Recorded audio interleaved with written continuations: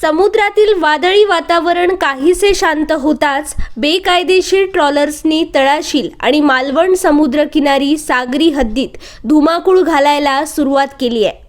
समुद्रात हे ट्रॉलर्स 12 सागरी मैलाच्या आत येऊन बेकायदेशीरपणे मासेमारी करतायत।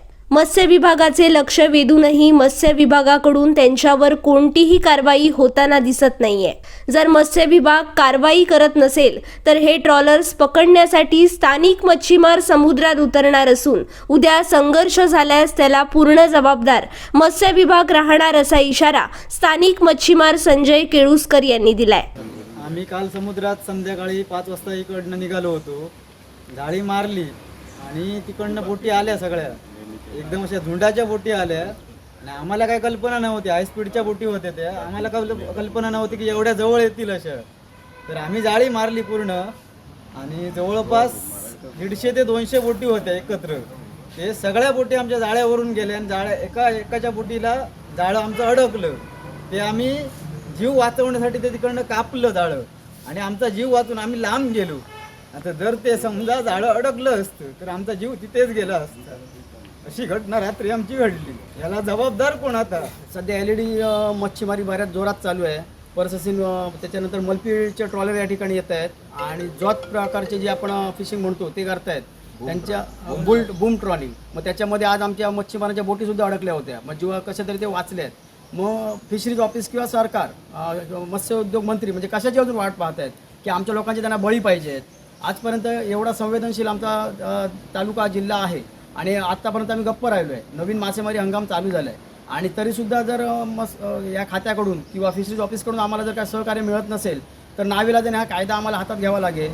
आणि मला वाटतं आपले मत्स्योद्योग मंत्री यांनी सांगितलं होतं अधिवेशनात की 2 महिन्यात तुम्हाला बोट देतो म्हणून। ती बोट रत्नागिरीत आली आहे आणि या ठिकाणी धगधगता आमच्या सिंधुदुर्गातला विषय असताना सुद्धा इथे अजूनपर्यंत बोट नाही आली आहे। मग मत्स्योद्योग मंत्र्यांनी सुद्धा आम्हाला उत्तर द्यावं की ती बोट कधीपर्यंत येणार की येणारच नाही। तर मत्स्य व्यवसाय खात्यामध्ये आता मच्छीमारी अशासाठी आले आहेत की जे हाय स्पीड ट्रॉलर, जे परराज्यातले ट्रॉलर आहेत ते आता इथे मालवणच्या समोर समुद्रात एकदम किनाऱ्यावर मासेमारी करतायत। मच्छीमारांची जाळी तोडतायत, मच्छीमारांना हानी पोचेल एवढ्या जवळून जात आहेत, परंतु मत्स्य व्यवसाय खातं सुशागात झोपलेलं आहे। आज आम्ही आता ते मत्स्य व्यवसाय खात्याच्या जर कानी आमची ती विवंचना, आमच्या ज्या व्यथा मांडण्यासाठी जर आम्ही आज ऑफिसमध्ये आलो आहे तर आज ऑफिसमध्ये कोणी नाही आहे। साहेब आज सुट्टीवर नाही आहेत। मत्स्य व्यवसाय अधिकारी जे आमच्या मला सिंधुदुर्गाचे सहाय्यक मत्स्य व्यवसाय अधिकारी आहेत ते आज कुठच्याही पद्धतीची सुट्टी न घेता आज ऑफिसमध्ये हजर नाही आहेत। कुठचाही सक्षम अधिकारी या ऑफिसमध्ये हजर नाही आहे। जर मच्छीमारांना उद्या जर कुठच्याही प्रकारची हानी पोचली किंवा दुर्दैवाने कुठेतरी त्यांना अपघात झाला तर हे मत्स्य व्यवसाय खातं काय करणार आहे? मत्स्य व्यवसाय खातं मच्छीमारांसाठी आहे की इतर कामांसाठी आहे? म्हणजे मत्स्य व्यवसाय खात्याकडचं काम काय?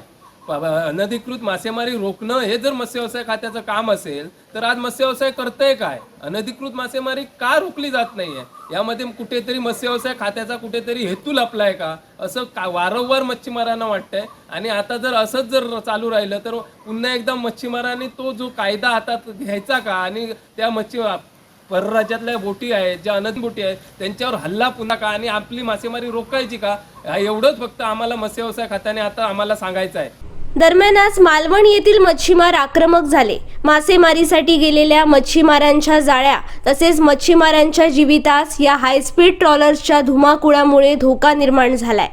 त्यामुळे आज मालवण येथील मच्छीमारांनी मत्स्य व्यवसाय कार्यालयावर धडक दिली। कार्यालयात अधिकारी उपस्थित नसल्यानं मच्छीमारांनी तीव्र शब्दात निषेध व्यक्त करत कायदा हातात घेत उत्तर दिलं जाईल असा इशारा दिलाय।